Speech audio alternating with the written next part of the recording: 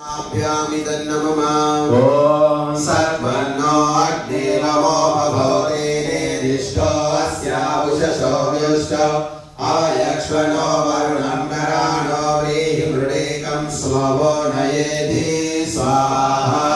इदमग्निवरुणाभ्यामिदन्नमम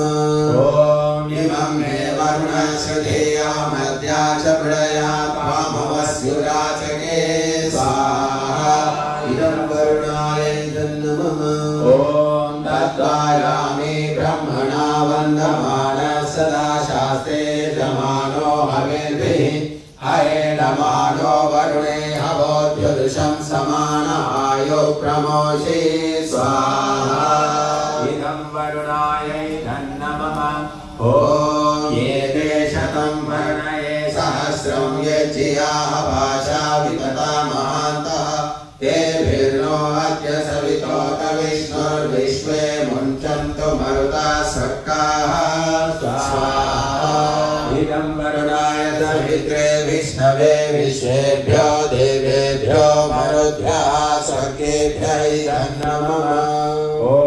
मया चाग्नेयस्य न विशस्ति पाक्ष्य सत्यमित्वमयासि अयानो यज्ञं वहास्य यानो देहि भेषजं स्वाहा इदमग्नये अयसे इदं नमः